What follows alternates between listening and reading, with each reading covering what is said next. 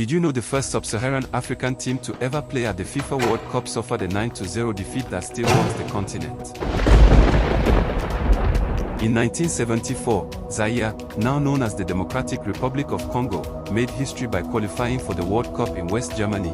But what unfolded on the pitch was far more than just football. It was a political disaster, a global humiliation, and a warning about what happens when football becomes a pawn of dictatorship. Let's rewind. Zaire had just won the 1974 African Cup of Nations and were Africa's rising giants. Led by legendary players like Malambane and coached by Yugoslavian coach Blagoje Vidic, they had dazzled the continent. Their reward, a ticket to the world stage, the first sub-Saharan African side to ever qualify. But behind the scenes, the team was under the iron grip of dictator Mobutu Sese Seko. Mobutu saw the World Cup not as sport, but as propaganda. He funded the team lavishly, renamed the country from Congo to Zaire, and demanded that the Leopards make Africa proud. They arrived in Germany in style, new kits, national pride, a whole continent watching. But they weren't prepared for what awaited. In their first match, they faced Scotland. The result, 2-0 loss. Not terrible, but not impressive either. Then came the second game, Zaire versus Yugoslavia. A total collapse. Zaire lost 9-0. To this day,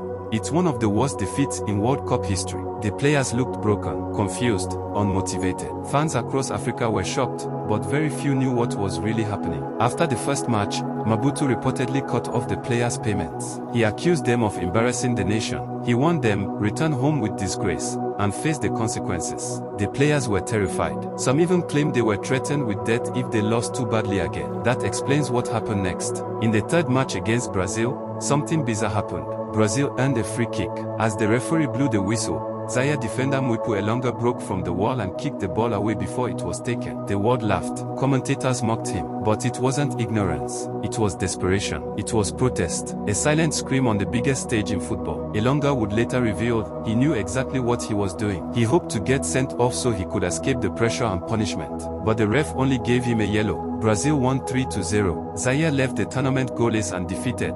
But their story was far more complex than the scoreboard. It was about pride crushed under dictatorship, dreams hijacked by politics, a team abandoned by its government and laughed at by the world. When the players returned to Zaire, they were punished, shamed, and then forgotten. Many of them lived in poverty. Some died in silence. They had made history, but paid the price. And yet, they opened the door. Zaire's World Cup appearance may have ended in disaster, but it sparked a fire. It showed that African nations could qualify, that they belonged. 4 years later, Tunisia made it, then Algeria, then Cameroon. And by the 1990s, African teams were toppling giants. But it all began with Zaire. The tragedy, the humiliation, the courage. Today, we must remember the players